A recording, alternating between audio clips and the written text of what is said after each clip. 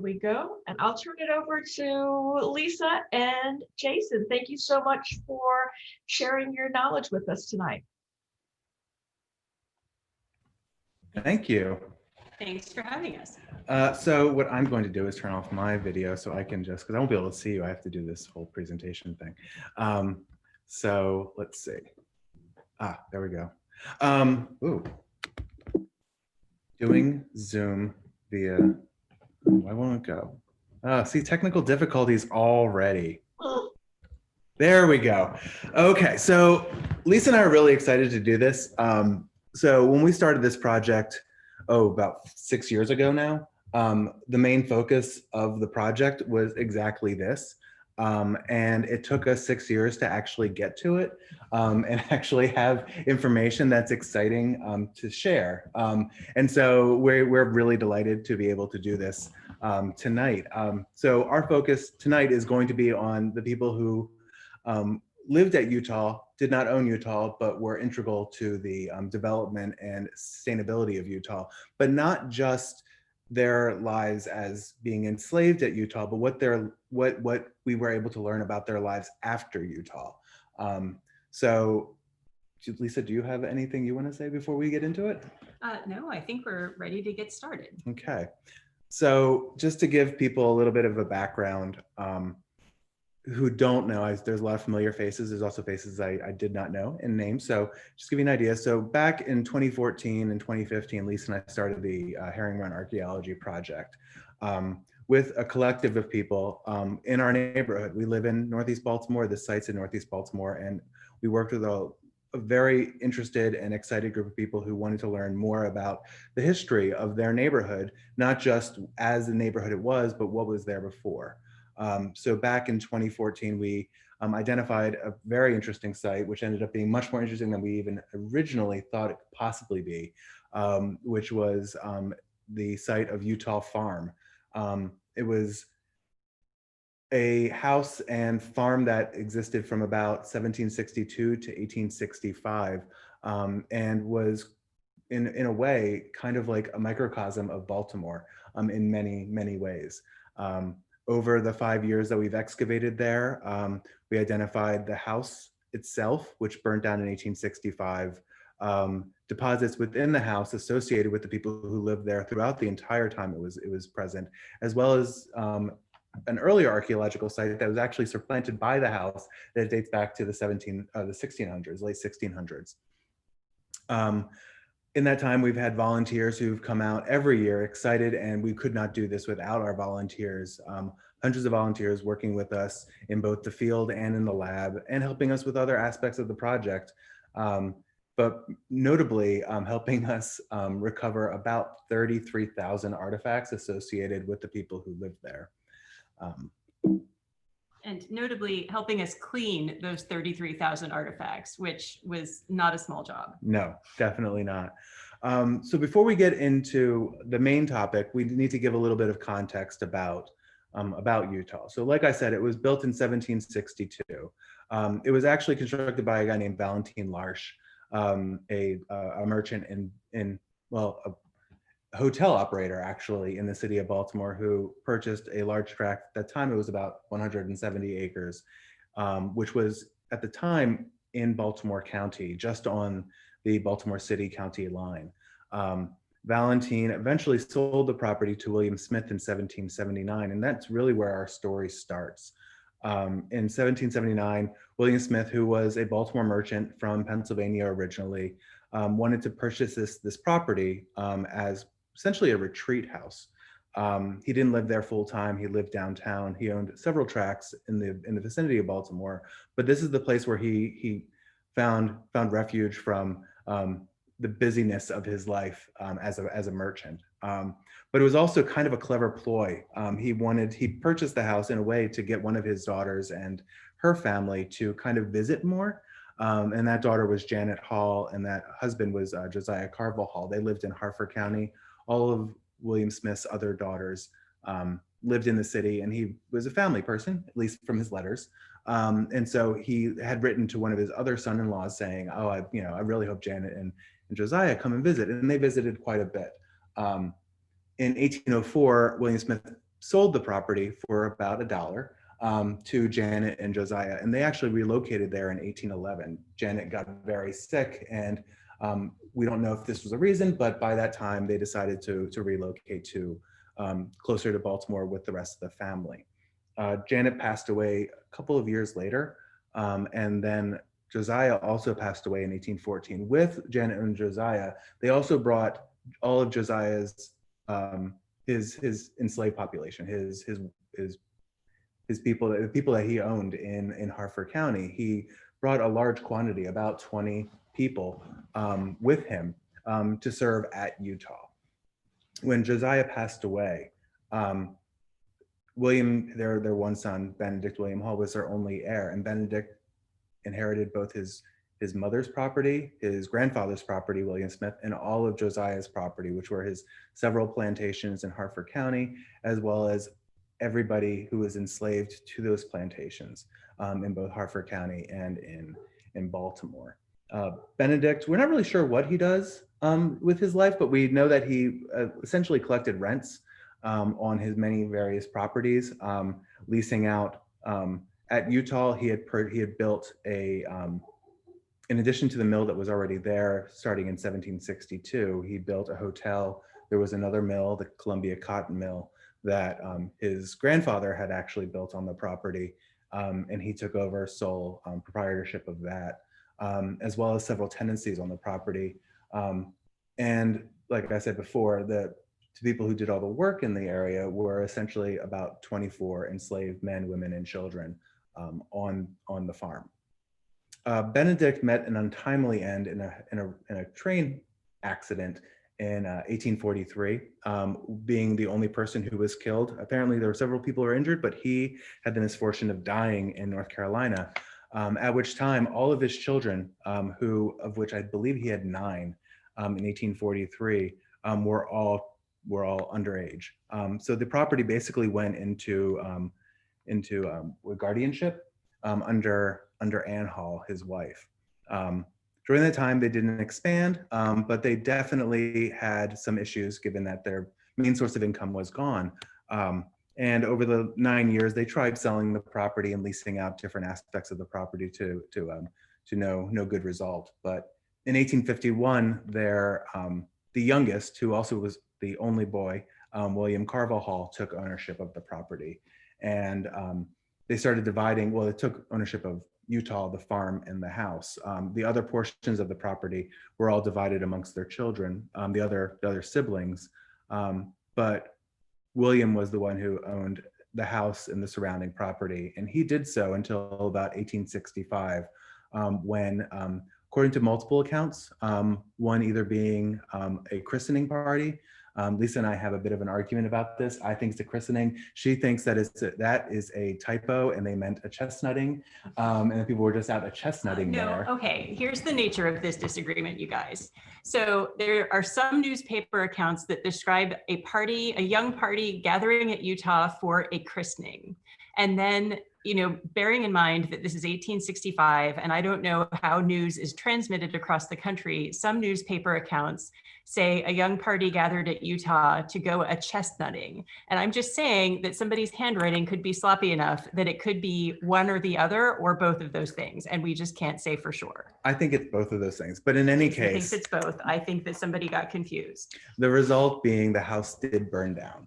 On October 25th, 1865, the house caught fire, and the party in the area or inside the house escaped with their lives, but the house itself had burnt down. So in 1865, after that, the entire family just scattered, and nothing was ever built on this property, which for us was extremely exciting because it was a property that was heavily used and occupied for about 103 years. And then everything that they owned basically was catastrophically destroyed. Whereas most archaeological sites that we excavate,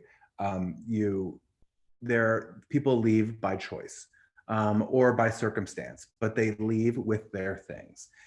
In this case, majority of their things, they perished inside the house. So as an archaeologist, we get a nice snapshot in time, not just of what life was like over the course of those 103 years, but also what life was like the very moment the house burnt down. So it's a very rich archaeological story about the people who own the house, but not necessarily, but also particularly about the people who are also enslaved in the house and their servants who were not enslaved, but were at one time, well, we'll get to that.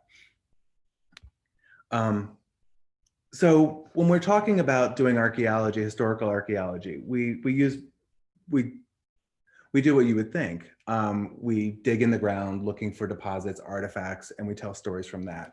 But one of the nice things that we have as historic archaeologists is that we have a large availability of historical records. In some ways, that's good.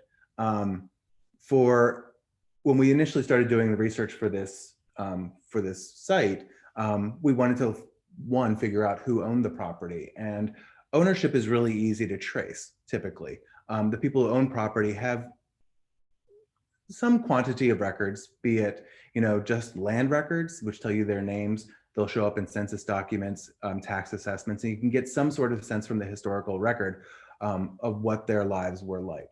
It's more difficult when you talk about the lives of women, children, and people who are enslaved. There's not very much about them.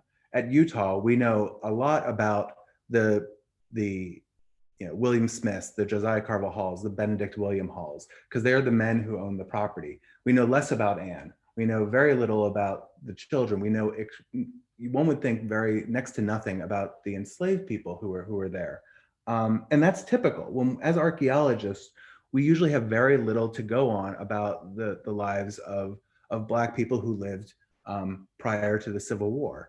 The two images I have on screen are just examples of what you would typically find. So the one on the left is William Smith's inventory his assessment in 1800, where it lists two people, Sarah and I can't remember the other, I think it was Thomas, or George. Sorry, I have the thing. That's typically what you get, is just names and then what their value was. Other times you would get things such as wills. So this is also a will of William Smith where he mentions Sarah again, and also, the children of Chloe. They're not even going to as far as saying whose Chloe's children were, just that Chloe had children. Just a name. We also have, let's see, God, Zoom is annoying sometimes because I lose my cursor. Apologies. Other aspects you get, sometimes if you are lucky enough to have a guardian's account where property had to be divided, you might get more names, more first names, sometimes ages, but most likely just sex and gender and names. Other accounts we have are, say, runaway advertisements. This is actually one that happened at Eutaw in 1789 when Josiah Carville Hall was visiting with his wife, Janet, that their carriage operator, Gustus, ran away. But that's all we have, Gustus. More typically, you have the slave schedules, which only have the person who owned the people on the plantation and then just their ages and sexes. So not very much to build a story on. And a lot of the reason, why we do archaeology, Lisa and I, is because the archaeology itself, the artifacts that are left behind are kind of those items that you can't, the historical record, like history is written by the people who have the ability to write history, but the artifacts that are left behind are left by everybody. And so that allows us to be able to tell the stories of the people who not maybe had the opportunity to have records written about them. Eutaw was particularly interesting though. While we had, as all those were examples of the typical documents you would have at Eutaw, what we also had at Eutaw was kind of, and this just happened in the last year, we found certificates of freedom. Now, certificates of freedom are written out for people who were previously manumitted or may have been born free, but after 1850. Lisa, do you want to speak about the Dred Scott? Sure. So after 1850 and the Dred Scott decision, which part of that was that if a slave escaped to the North, previously they could rest relatively assured that they would be as safe as a person could be, having escaped from slavery. After that, it was legal for Southerners to send up basically slave catching posses to the North to retrieve people who had escaped from slavery. So all of a sudden, if you were manumitted or born free, you really needed to have proof of that. So the certificates of freedom became essential after 1850, and that's when most of these were written and provided to people who had formerly been enslaved at Eutaw. Yeah, and so what we found here was many of the people who were enslaved by Josiah Carville Hall when he came to Eutaw. When he passed away in 1814, in his will, he actually went name by name through many, but not all of the people, I guess the people who were closest to him, indicating that they would be freed at certain dates. So Emmeline, being one, was to be manumitted 3 years after Josiah passed away, or was it, sorry, 12 years after Josiah passed away.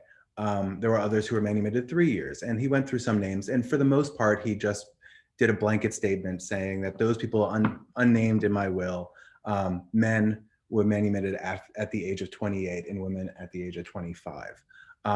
These certificates of freedom were certificates that were written in 1860 by William Carville Hall, Josiah's grandson, basically confirming that the people in these certificates of freedom were manumitted, but not just those people, but also their children. So this one was incredibly interesting because we have Henrietta Giddings, who is the person, the subject of this certificate of freedom, who is receiving this in 1860, indicating that she is free.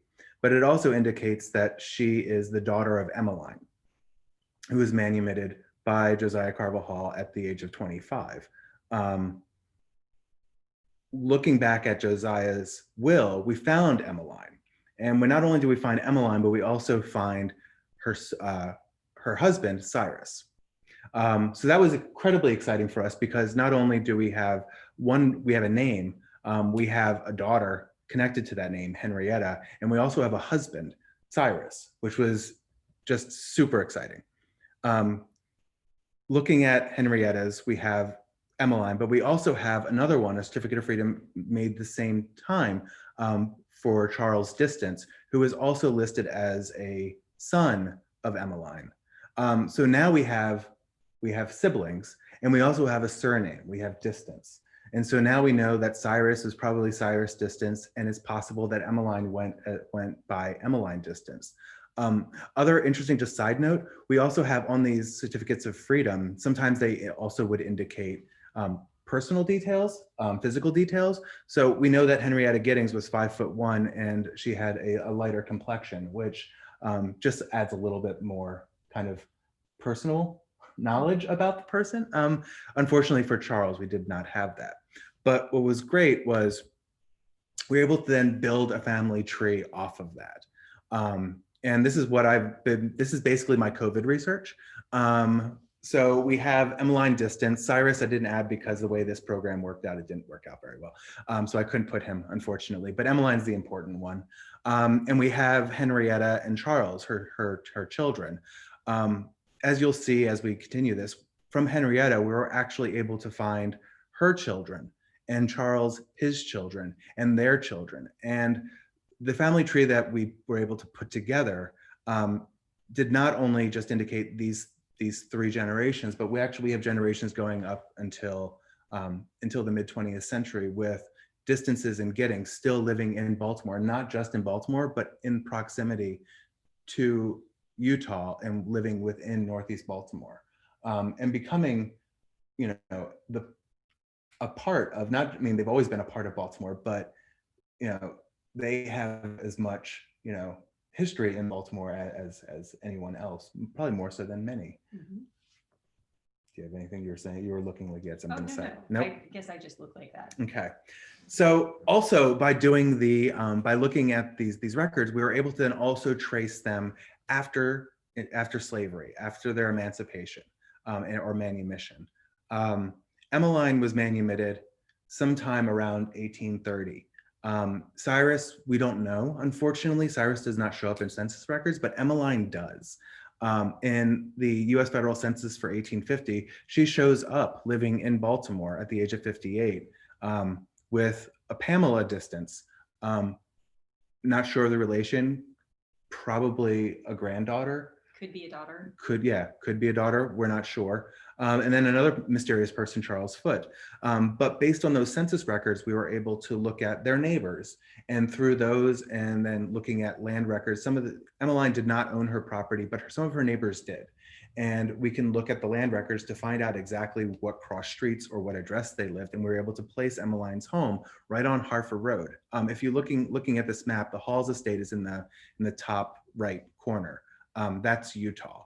Hartford Road is the main turnpike established by the time it was Benedict William Hall, but then further established by his children, as well as Johns Hopkins and his predecessor at Clifton, Henry Thompson.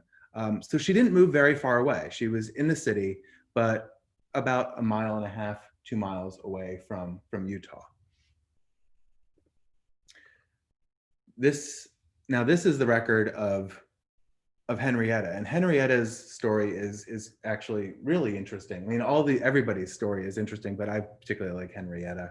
So in 1850, Henrietta was manumitted prior to 1850, but in 1850 she's listed as living in the household of her former slaver, Anne Hall. Her and her four of her children, Frederick, Charles, Susan, and Tom. We assume, we don't know their job, but we assume that she was a laundress, because later in life she was a laundress. She probably did all the housework as well as her children. After they were manumitted, we don't know the reason for staying. There could be ample reasons, but they did. They stayed for at least a short amount of time. In 1860, they were no longer staying, but they didn't move very far away. They actually just moved a few blocks down across the Herring Run in the Mayfield neighborhood. Right near Lake, just outside Lake Montebello. Again, with some of her children, as well as another woman named Rachel Dixon, and she was listed as a laundress. What's also interesting is that she's listed as owning real estate. So she owned that house, most likely, as well as had personal property. In 1870, this is a issue of the census taker. She's listed as Henry Giddings, but it's Henrietta, because unless she changed her name to Henry, but was still a female. Also a laundress with other children, John, William, Fanny, and Eliza, who were, adults for the most part, but still living with Henrietta. Again, not moving very far away. In fact, in 1870, they lived right down the street from our house. Charles Distance, in 1850, he was also living in Baltimore, not very far from his mother, just near where, just outside Clifton, Johns Hopkins estate. Listed as a drayman, which I believe, Carter. In 1860, Charles is a day laborer along with his his family, actually at the same place. He stayed there for about at least a decade. Many people, generally white and black, move very frequently if they didn't own property. So the fact that he was staying in the same house is also kind of interesting.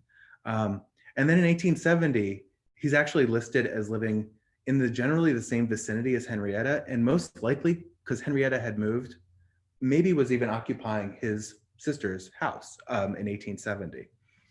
So, and again, this entire family, and mind you, I didn't mention this at the very beginning, but this is just one family. So the Halls had the Distance Giddings family, but they weren't the only enslaved family. There were actually multiple multi-generational families who were enslaved at Eutaw and that we're tracing down. This is just the one story we're telling because we have a lot of information about these particular individuals. So, like I said before, not only were we able to figure out what happened to the people who were formerly enslaved by the Halls and what happened to them shortly thereafter, we also got incredibly interested in the lives of their children. And we're still tracing down the family trees and what instances of their lives of all the individuals, but we wanted to kind of key in on two particular individuals, one on the Distance family and one on the Giddings family. The one I chose was Louis H. Distance, because he's just great. So in 1860, he's 15 years old. He's living with his father in Baltimore. He's never been enslaved. He was born free, but his father was. 4 years later, after moving out, he didn't just move out, he actually joined the US Army. The Civil War has been raging for, at this time, 4 years, or 3 years. And in 1864, he joins Company C of the 39th US Colored Infantry. They mustered out of Baltimore, and they served for a little over a year, and were involved in several major campaigns, including the Battle of the Crater, which was part of the Siege of Petersburg, and that is an illustration that is not made at the time, but I thought it was the most dramatic looking illustration. So Lewis, the Battle of the Crater was basically a mortar, a mine that went wrong, and everybody basically focused their fighting in this area right here. And it was a bloody, well, all the Civil War was a bloody day, but this was a catastrophically bloody day. And one of his his company members was, Lisa, do you have the story? Oh, I know the name. It's amazing. Decatur Dorsey received the Medal of Honor for rallying the troops at the Battle of Crater, and he was in the 39th United States Colored Infantry with Louis Distance. And what I also particularly like about Lewis is he's listed as a drummer. So he had to march into battle with a gun, but really armed with a drum. And he served the entire time. They mustered out after the war. Actually, did a lot of after the war had ended. They were also at the siege of Battle of Williamsport, taking of Williamsport and the North Carolina harbors. But afterwards, their job was basically keeping order in North Carolina until about December of 1865, when they were all mustered out. After which point, Lewis returns to Baltimore and actually works as a farm laborer, not far from Eutaw. Just moving just south, the Register Farm, which is across from what Furley Hall is or was, and spent the rest of his life. And I believe at least 3 generations of his descendants are still remaining and living in Baltimore today. All right. So the next descendant, and many of you who've been paying attention to us for any length of time, you already know about one of my favorite people of all time, Emmeline Giddings Jones. So she turned out, this woman, amazing. She was an amazing person just as an individual, but also really remarkable as a point of research for this project. It's really her story that gave us the research opening that we needed, the kind of missing link to put this entire story together. And she was born at the house at Eutaw. She was one of Henrietta's daughters. She was born there in 1834. And after she grew up, she was there until she was 8 or 9 years old. And then she was sent to live with one of the daughters of the Hall family in downtown Baltimore for a short period of time, after which time she was manumitted.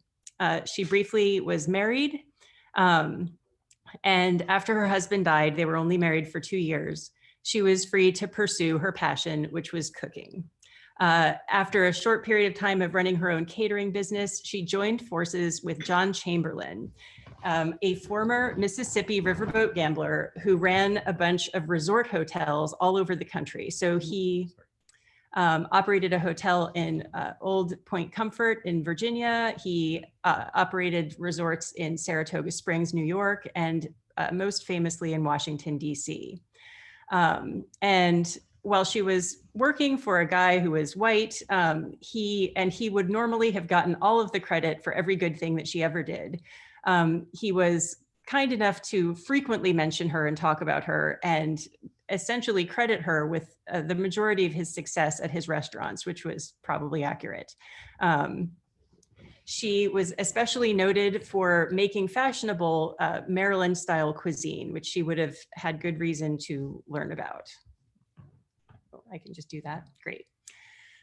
Importantly, very importantly, Emmeline was interviewed by the New York Times, and she specifically talked about her being born in Baltimore to Colonel Hall's family. I think one of the most interesting things in this interview was that, it was frequently pointed out she was from Baltimore, but she never lived there again. And when people asked her about this, she would very tactfully say, I have nothing bad to say about Baltimore. And I think it was more a matter of she wasn't going to trash talk Baltimore, but she cooked all over the country. She was renowned for her dishes. She especially her terrapin canvasback duck, corn cakes, desserts.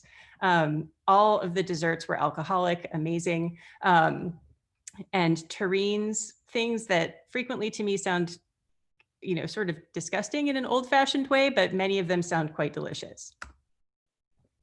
Also notably, when she died, she was frequently cited, at least in African-American newspapers, as being the person who invented the Saratoga chip, which is currently known as the potato chip. I think depending on what resource you look at, it's credited to a variety of different people. I'm inclined to give her the credit.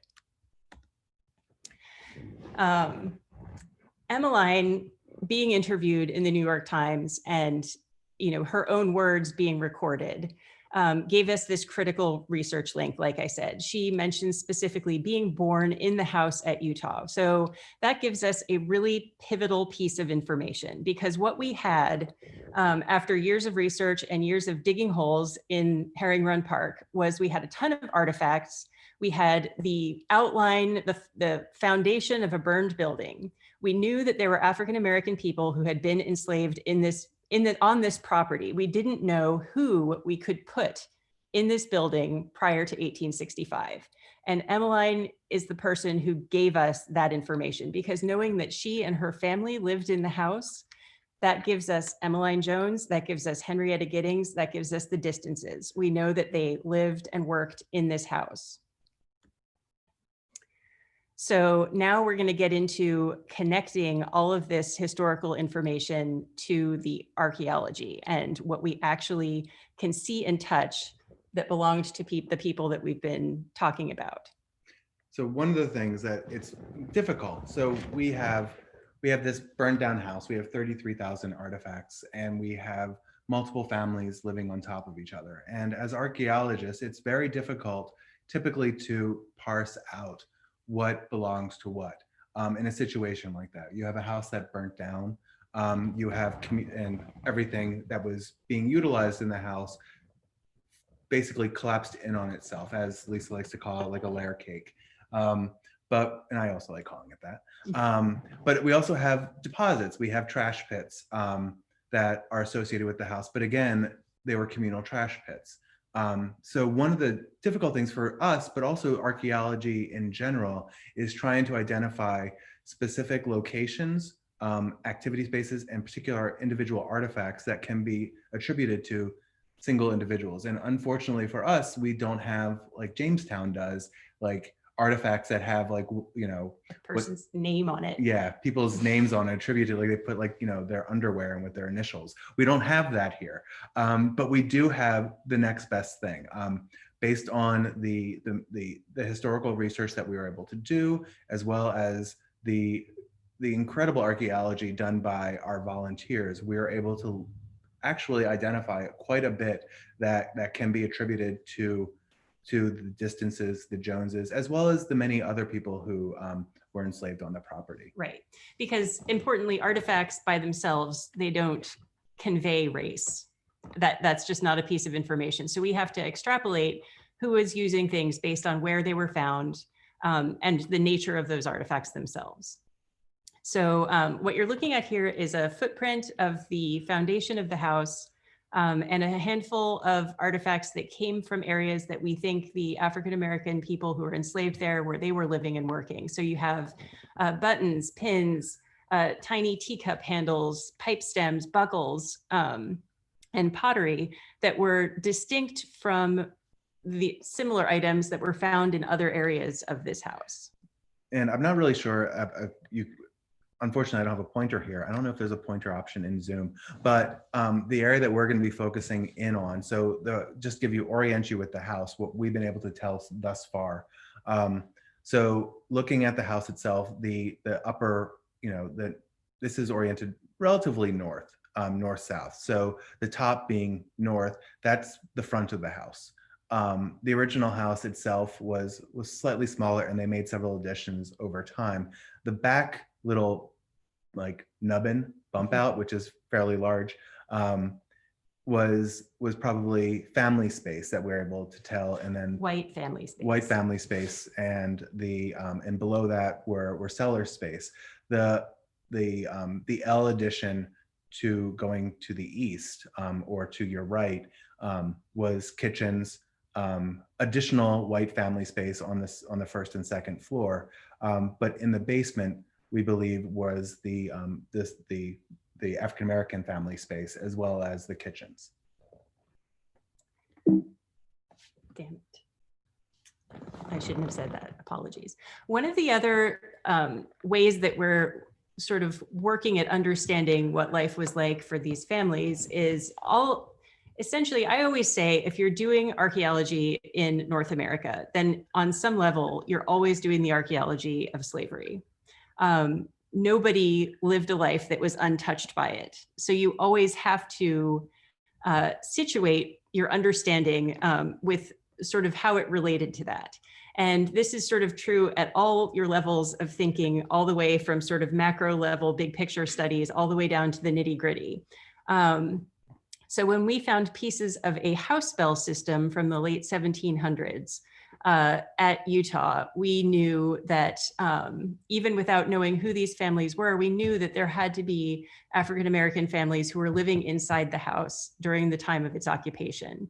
Because the only reason that you need a house bell is so that you can summon people from other parts of the house. And who would you be summoning? You would be summoning enslaved African-Americans to do your bidding. So the pieces of the house bell that we found already told us something about the organization of the home. I'm just going to make you do it because I break everything that I touch. And this is the part of the house that Jason was just describing to you, the kitchens. On the left, you can see part of the flagstone floor of the kitchen. This was the only part of the lower level of the house that had sort of a floor finish. Everything else was down to native bedrock. And in the kitchen area, they had these shaped stone flags. And then on the right-hand side, you're seeing the northeast corner of the kitchen and of the house itself. In terms of artifacts that we found, you've already seen this picture in the center. We think that that probably points to laundry being done, as well as personal items that just sort of ended up on the floor or slipping through floorboards from somewhere. Yeah, and one of the things that, like, all of these, the buttons, so going back to the previous picture, we believe, yeah, the kitchen was located on like the left-hand side. The space between the kitchen and the flagstones was definitely a separate space, and we're still working that out, whether or not is that part of the kitchen or was that a living space. It's still in progress, but what's showing is that it's being occupied and used by the same people. All of the buttons and stray pins, as well as other objects, there's a really nice ornate hairpiece, a little T handle, the little curly Q kind of thing in the center. In the center picture is actually a toy teapot handle, as well as there's actually it's a scruple, an alchemist weight, that helps, was used for a scale when measuring out medicine. All of that was found in that flagstone area right at the floor. And like I said before, it was the archaeology at Eutaw is really interesting because it is kind of like a layer cake. So as we excavate down, we're hitting the second floor first, and then below that we actually have stratified deposits separated by floorboards, breaking up the second floor and the first floor and in the basement. And all of this was found in that basement area. Everything actually that is in this picture was found in that basement area. So on the upper left, that thing that looks like nothing is a peach pit. This is relevant because we know from documentation that there were peach orchards at Eutaw. But what we also know is that for the most part, people who were growing peaches were mostly using them to make brandy or some sort of alcoholic beverage from peaches. They were occasionally used in desserts, but not until later in the 19th century. And while people might have occasionally eaten them, white people did not, generally speaking, just consume raw peaches. It was almost exclusively for the purposes of making some sort of a cordial, and possibly also for commercial purposes. So the presence of the peach pit is interesting. It can also be used in certain practices related to hoodoo, which is kind of a syncretic, ancestral, African, Native American, and it brings in elements of European folk magic and spiritual practices that pretty much everybody participated in to some extent, but we do often find things related to that in African American contexts, and we're going to come back to that in a minute. One other thing I wanted to mention was that in that peach pit in particular, we did find peach pits not all over, but in particular areas throughout the house. That particular peach pit was also actually found.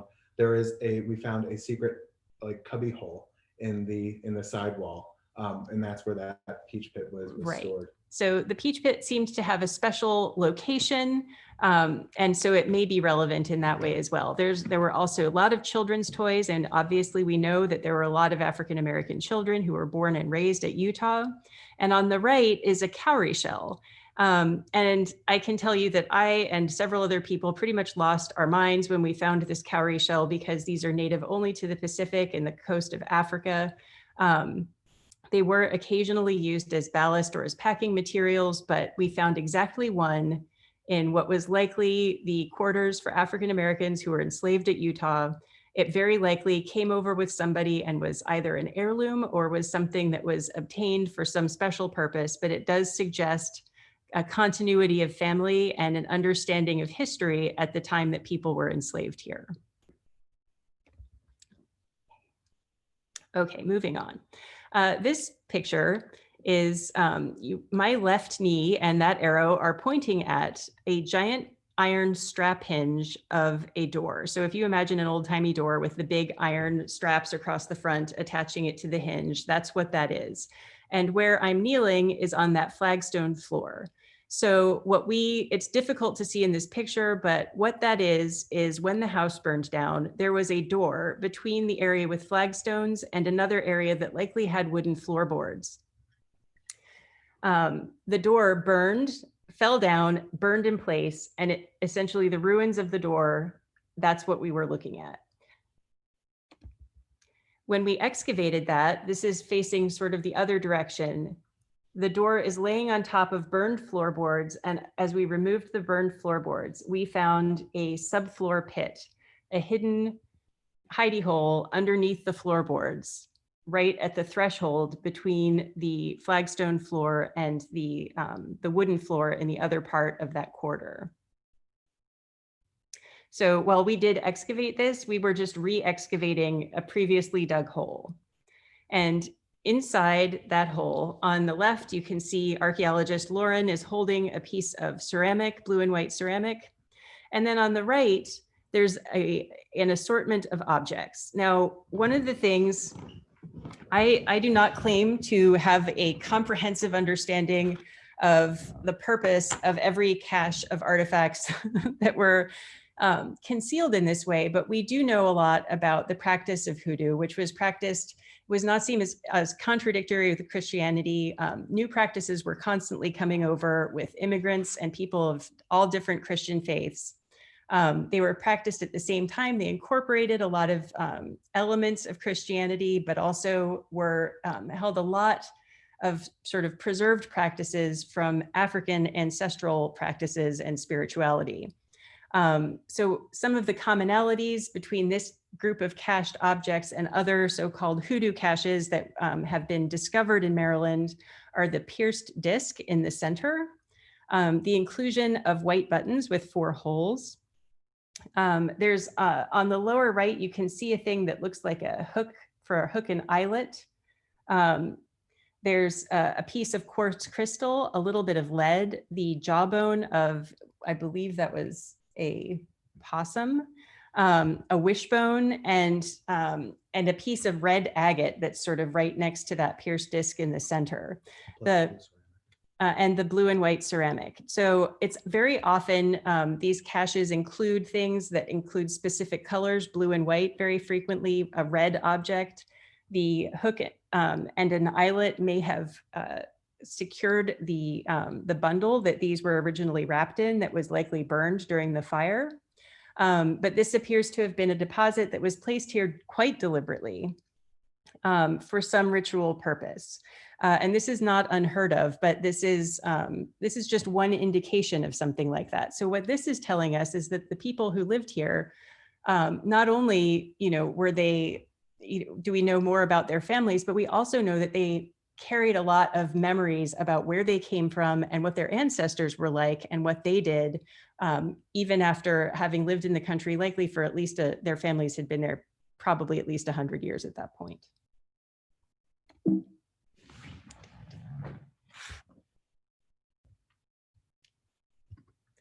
Okay. In the northeast corner of that same living and working space, we had another one. The northeast corner is a very frequent location for us to find these. I believe there's something about the cardinal directions and then also the northeast and southwest and any place where there's an entrance.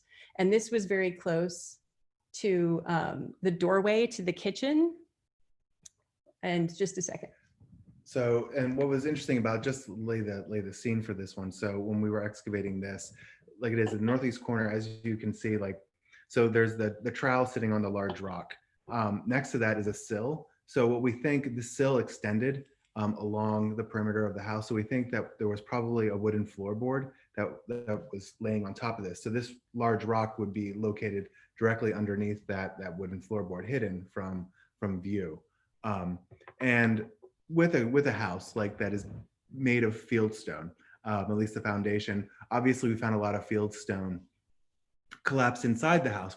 In this particular location, we actually found that a lot of the fieldstone foundation actually collapsed outside the house because it is on a ridge, on a slope. So a lot of it fell outside, and this being directly underneath the floorboard seemed particularly interesting. And it was the only one that was found in this context. So that's why we keyed in on this very particularly. And then after documenting and removing the stone, the picture on the far right shows what we found after that, which is another one of those purposely dug pits. Right. And this one is a little bit more ambiguous. There is a thing that's sort of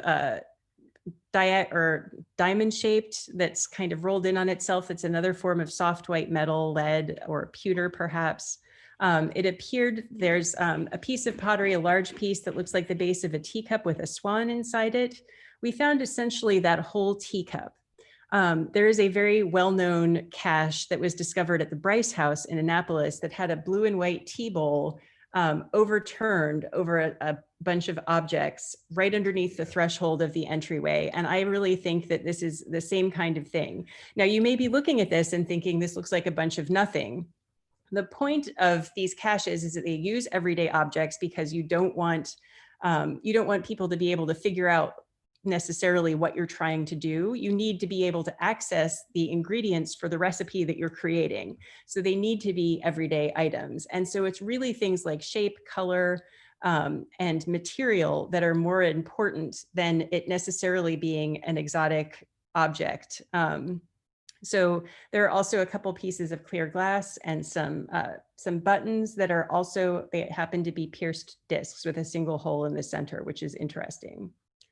And and just like what Lisa said with the Bryce House, that tea bowl, you can see it in the picture on the far right. That is the upturned center base of the tea bowl, and on the other side, there's you can see like a little red which is actually is a redware bowl that was also upturned and face upside down. So so the part of understanding, recognizing these when you see them is understanding intentionality. There's a certain amount of intention that goes into creating one of these. It appears that these generally had something to do with control of spirits. So we do find them near entrances and access points as a way of kind of maintaining good luck, preventing bad spirits from entering your home, preventing bad things from befalling the people in the home. I believe that this probably, before the house burned down and a whole bunch of stuff fell on it, there were probably 2 dishes that were overturned on top of this rock that were protecting a series of items that were placed there deliberately. And we're looking at kind of the wreckage of that, because these items are simply too large to have naturally fallen through any floorboard. Underneath that, there was an old drainage pipe that was filled with all of the oyster shells that you see on the right. And I think that there may have, there was a similar cache at the Adams Kilty house in Annapolis, where there was actually ceramic drain pipe that had burst. It was probably an early water pipe. And there was a cache discovered inside the broken water pipe.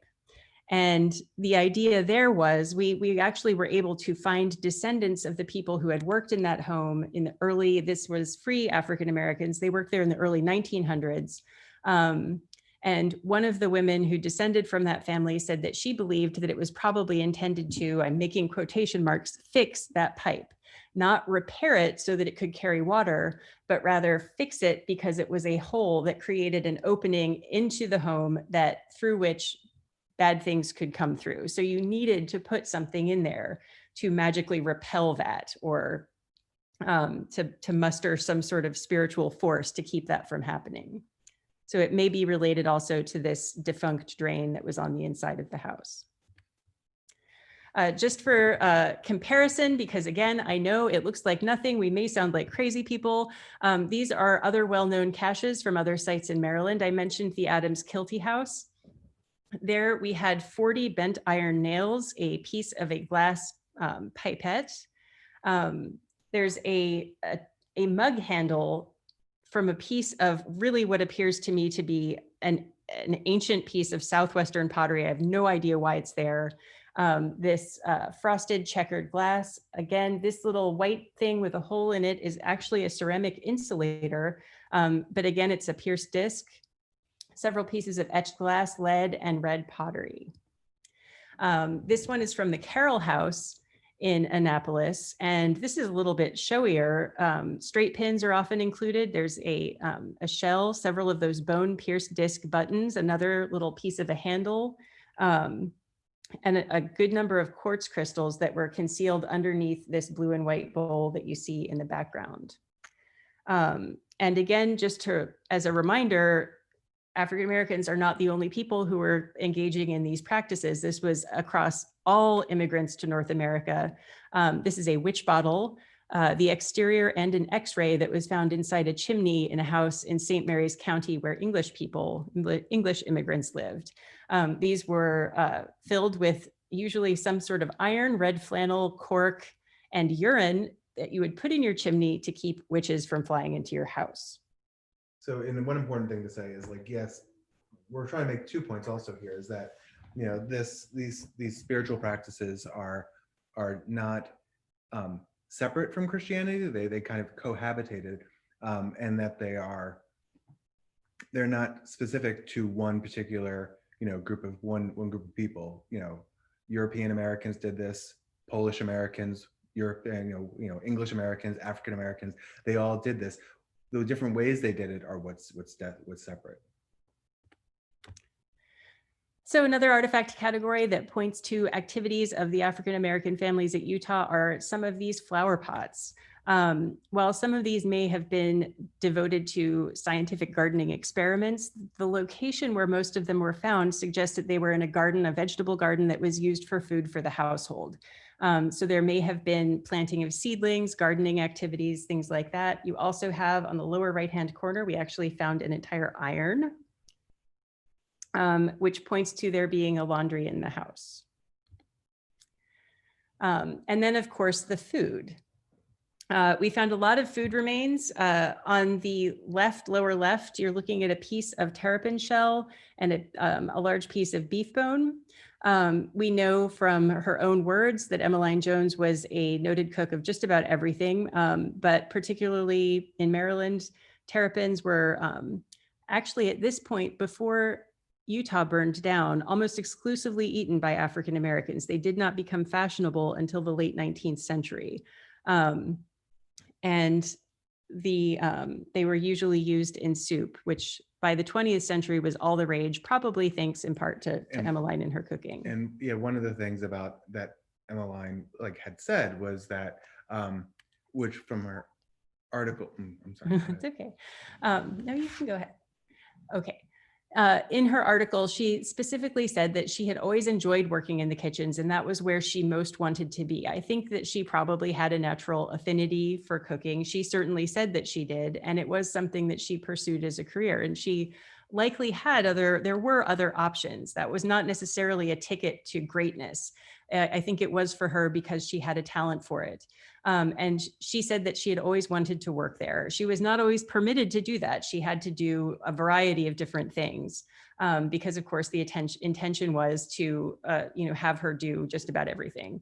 But as soon as she was emancipated and she was on her own, that was what she pursued. So we know that she was back there by 1860. She had left for a short period of time, but then she was back.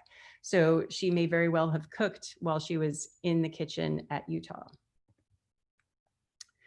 So that's the end of the presentation. I think for me, I think the most interesting and important thing to take away, we have learned a great deal more in the last year, thanks to a lot of Jason's archival research about these families. But the important thing to me is that for one day, the New York Times spoke to Emmeline Jones, and she gave an interview in her own words.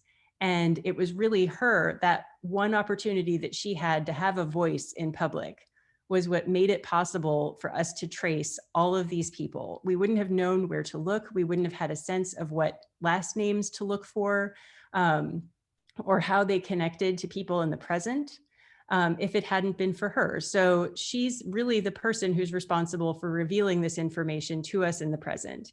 And another important thing to know is that there are tons of Distance and Giddings families still here in Northeast Baltimore, and we're trying to figure out a non-creepy way of reaching out to them to see if they'd be interested in connecting to the family tree that Jason has on Ancestry. One last note, since we are recording this for posterity, I think I might have said that the Dred Scott decision was in 1850. It was 57. Apologies about that. That's it. Thanks very much. Let's look and see if we have any questions.